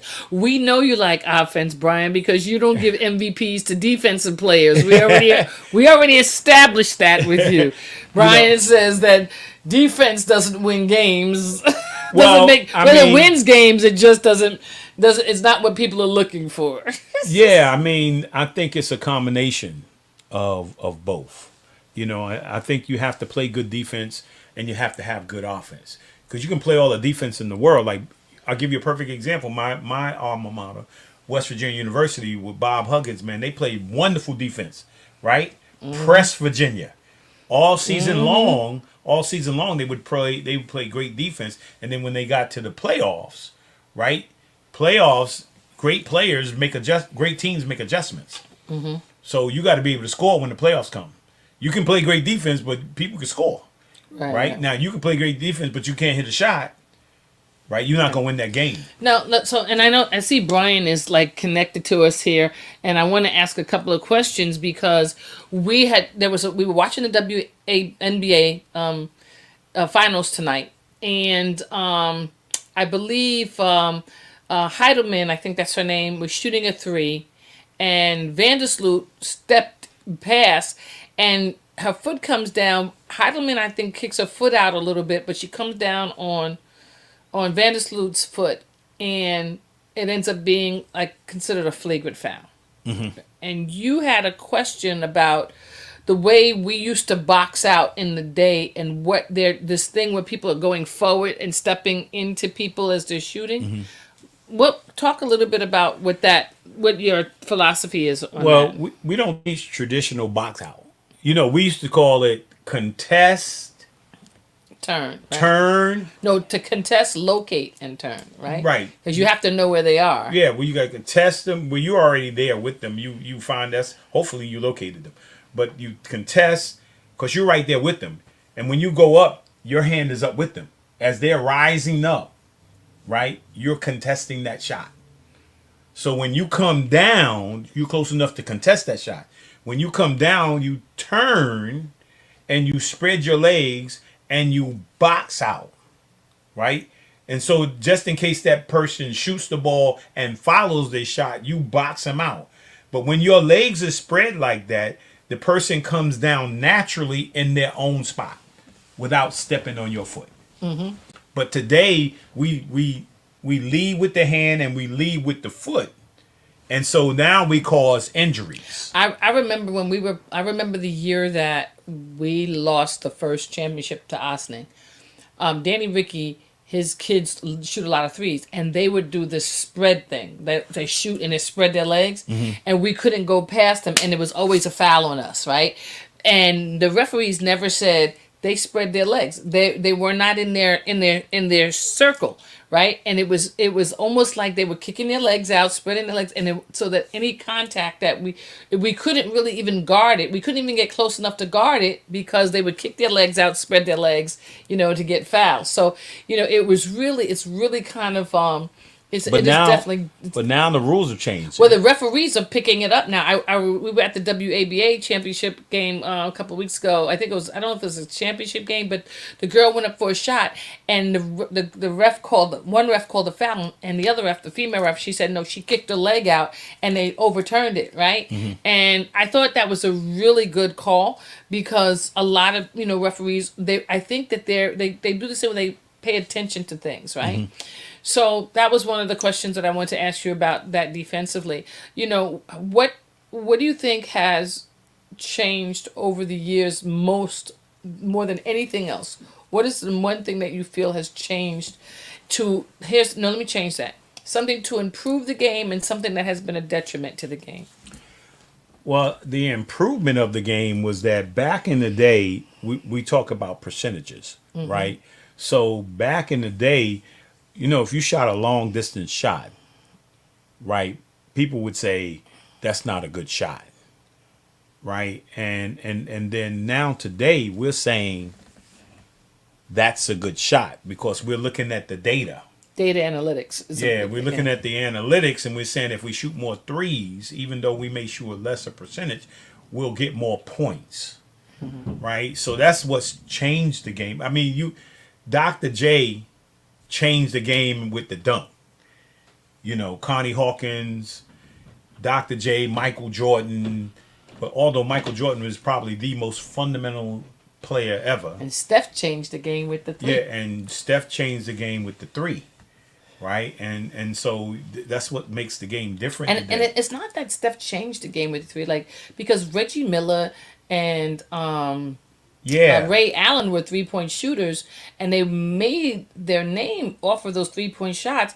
But it wasn't the only shot that they would shoot. I mean, and it's not the only shot that Steph shoots. I think one of the things that makes Steph a great player is his ball handling allows him to get to the basket, and he really does a lot to get to the basket.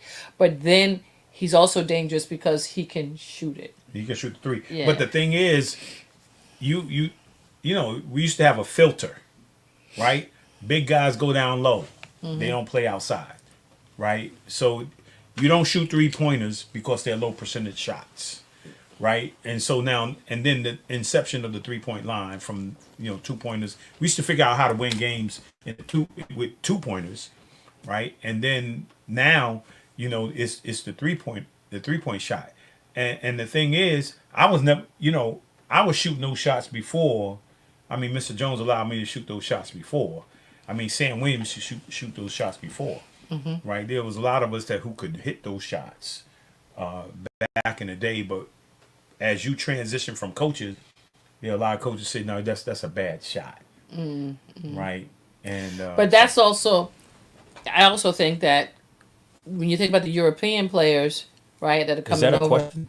No. Brian was It's a saying statement. with the 3-point shot, he said if it's in their normal shooting motion, it's fair game. But if it's not within their normal shooting motion and there's a foul, then that becomes because people once the referee started like with the James Harden, right.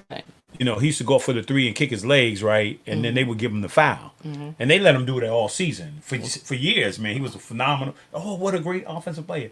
Then the game has changed because now you used to get, after you dribble the ball, you get 2 steps. Right? But you couldn't do that going backwards or sideways. Right. But now you can do it. You can take that last dribble and take 2 steps sideways either way and take 2 steps back. Yeah. And people are good at it. Well, they practice it and they're good at it. Anything that you practice, you're gonna be good at it. And see, I had to correct my own self, right? When you say can a player play back in the day, right? I used to say, oh well, if you take a player today and you put him back in that era, you take LeBron James playing the way he plays today, he couldn't play in that era. Steph Curry would have a hard time in that era. All these guys would have a hard time in that era. But if those same guys with the same talents that they have, right, grew up in that era. Oh, they would adjust. Yeah, there would be an adjustment. Yeah, no question about it. LeBron would be crazy. Oh, yeah. Anthony, you're right. The crossover changed a lot. Oh, yeah. The crossover definitely changed a lot.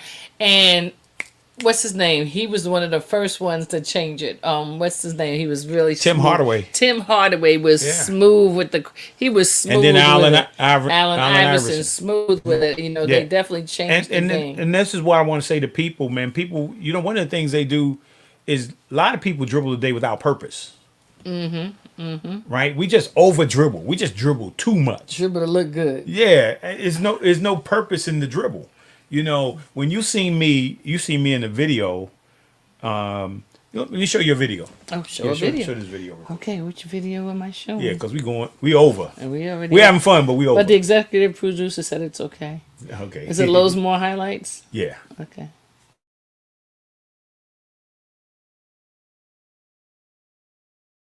Known as one of the most entertaining players to ever set foot on the Coliseum floor, Lowe's Moore dazzled the crowd as a basketball player from 1977 to 80. The Mount Vernon, New York native is only one of 11 Mountaineers to score more than 1,600 career points.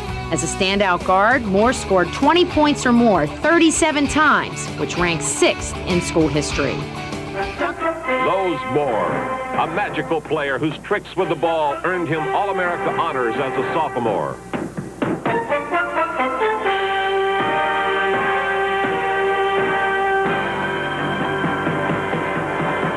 At 6'1", he can do things others must dream about.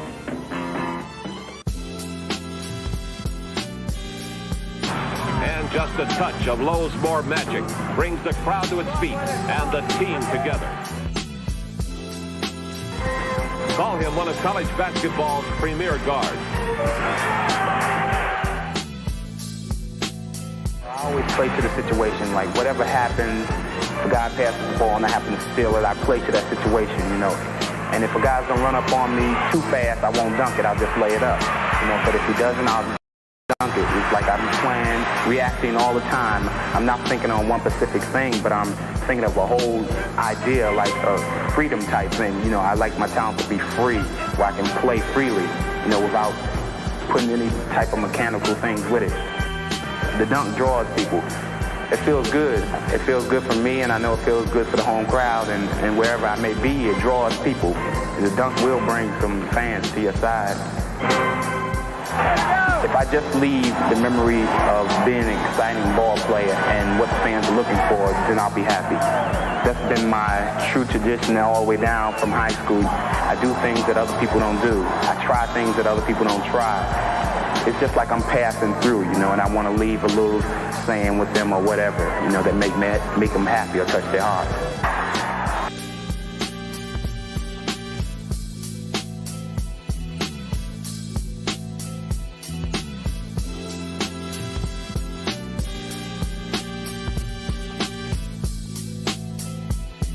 This man is a great person, and I would hope that all athletes could model themselves after him. Lowe's Moore.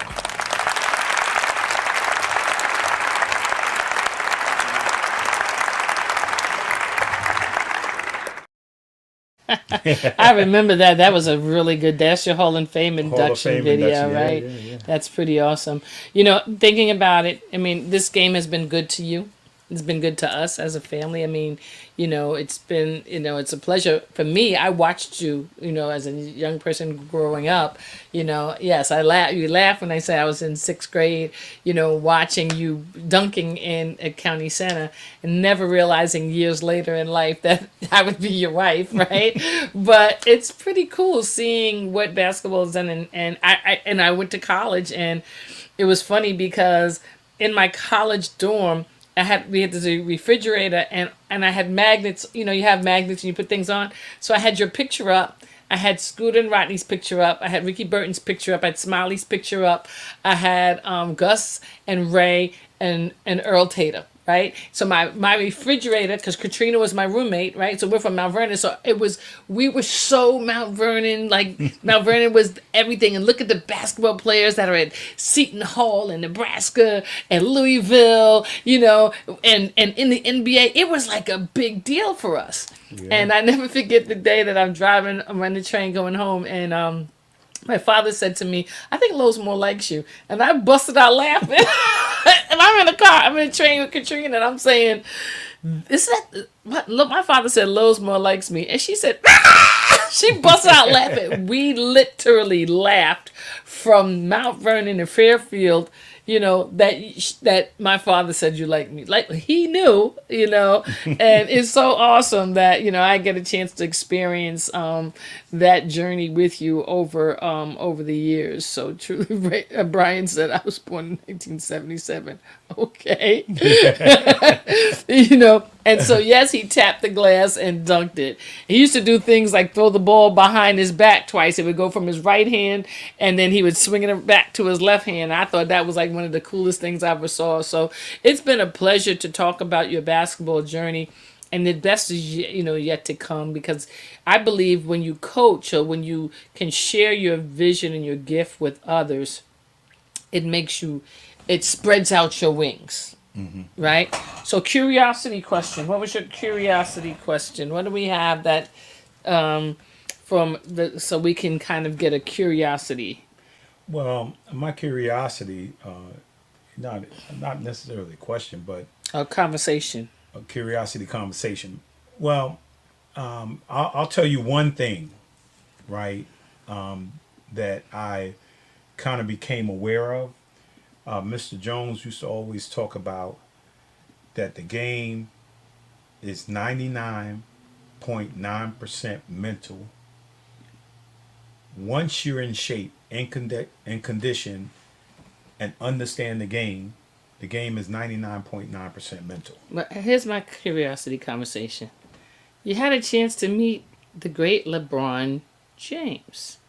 I see Stoney and Losey and Steven and you and JB. What kind of guy is he? LeBron is the best. I mean, he's probably one of the best human beings I ever met. Extremely talented, just a joy to be around. I mean, he just welcomed me in his circle, and I'll never forget when you see that JB Smoove. JB Smoove was the host for the Sports Illustrated Person of the Year. LeBron won Sports Illustrated Person of the Year at the Barclays, and he invited me to come down. And after, I had met LeBron before. You see in the picture at the top, right? And we met LeBron. He was at our practice because I coached the New York City team in the Battleground. The Nike Battleground. The Nike Battleground. Yeah. And he won. Yeah, we won. And the crazy part of it is that, that was probably 6 years before this, 6 years after when I seen LeBron again, right? And JB said, we're going to go over and see LeBron, right? And I was thinking, like, there's a guy who's always with LeBron. Now, you never notice him. He's an older gentleman, got the little gray, beard and stuff like that. He's always there. So before I could talk to LeBron, I had to speak to him. Mm-hmm. And then he nodded at LeBron, right? He did like this. And he said, you can go talk to him now. He's like the watchman over LeBron. You never see him. He's his mentor, father. That's the commissioner of the NBA. Let me finish this real quick. Former one. Yeah, former commissioner of the NBA. And when JB walked in the locker room, they said, "Oh, JB!" They start screaming. Him and the guy started screaming, and they looked behind JB and they saw me. They was like, Coach Moore, what's up? Like that. I mean, just like he never knew, like he didn't forget me. They both hugged me, man. Oh my God, how you been doing? Like that. So they just great people. LeBron's just a great human being. And here's the one thing about David Stearns as the commissioner. You know how I am when I see people. No, he wouldn't.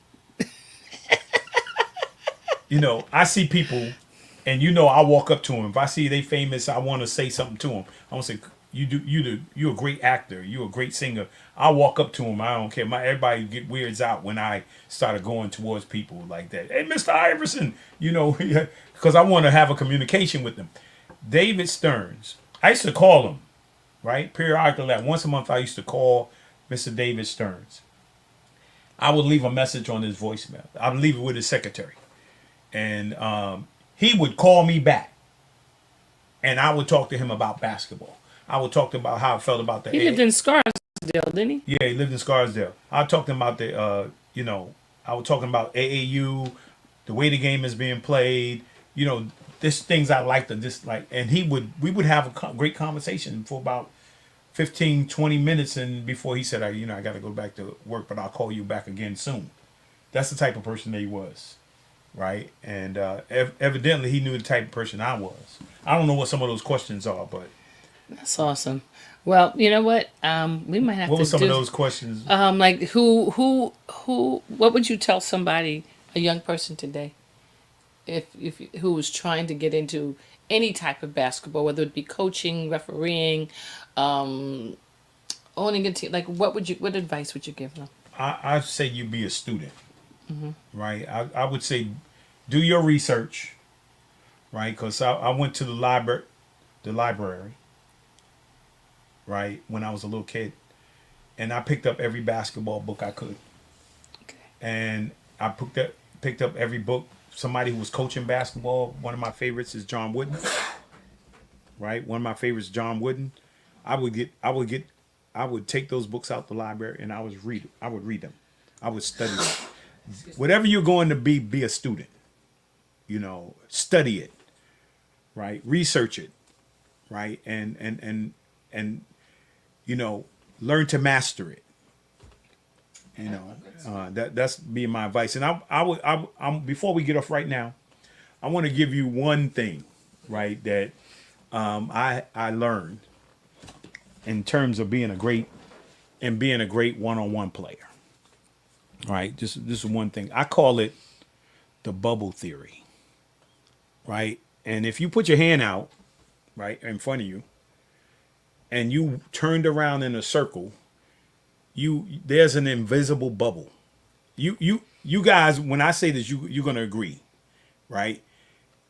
When somebody bursts your bubble, right? Somebody's talking to you, right? Somebody walks in your space and they right in front of your face. Certain cultures like to do that. They like to walk up close to you and talk right in your face. You're uncomfortable, right? You're uncomfortable. If somebody's outside this, I recognize that if somebody was outside my bubble, that was a shot I can get off anytime. Right? Soon as I see them outside my bubble, I pull up and shoot. Right? I would go as farther, as close to them, to my bubble, and I could get my shot off every single time. If that person busts my bubble, I attack them. Right? I attack them. Soon as they burst my bubble to contest me, I go to the basket. I would attack them. Right. So that's called the bubble theory. Good stuff. Good stuff. Well, you know what? I think you've done a great job today sharing with your inner Brian Prelo. Yes, you really did a great job as far as sharing all of this information. And as a former basketball player, who really liked defense, I always enjoyed the offensive-minded game. And when I coached basketball in high school, my first few years, I was a very defensive-minded coach. And even though we only lost one game or two games in the entire season, the first 3 years, it wasn't until I became an offensive-minded coach that we actually won the championship.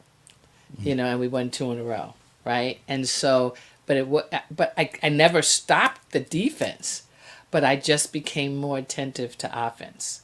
So it's really been a great opportunity for us as coaches, that you don't just be specific to one thing. And one of the things that I've seen with West Virginia when Bobby was coaching, that Bobby was such a defensive-minded coach and didn't really pay attention to offense, which is what it caused him to be the championship to elude him. He had when he had Deshaun Butler, he was trying to become offensive, and Deshaun got hurt in the finals, right? Mm-hmm. But he was always defensive minded, and so as a defensive minded coach, I loved defense.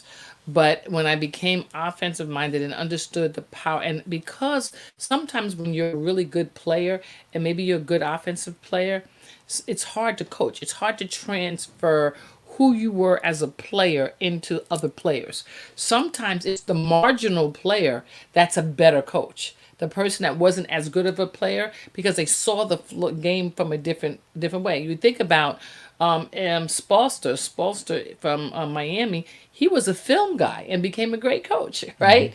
So sometimes it's not always, it was hard for Larry to become a coach because he was a great player, right? It was hard for Magic to become a coach because he was a great player. People, you have such high expectations of people to ascend to your level that it's hard to transfer who you are into those particular players. So, as coaches, I think we have to look at the game, from a different perspective, and having a group of players around you. So Phil had defensive specialists, right? And he had offensive specialists. And so the Bulls were a defensive team, but they ran a triangle, right? And the triangle was a tough offense to defend because it was based on movement, and where the ball went and how you moved. And so that's why they went, and he ran that offense both with the Chicago Bulls and then when he went to the Lakers, right? It didn't work for the Knicks because he didn't have the same kind of players, right? But it worked for Chicago. We were in a different era. Yeah, it worked for them. Yeah. So you should have to just get to that place. So, as coaches, I would always tell people, and I was a student of the game, and I was also a student of the other team, and really studying like what the other team does. I told people my retirement job is to be a scout.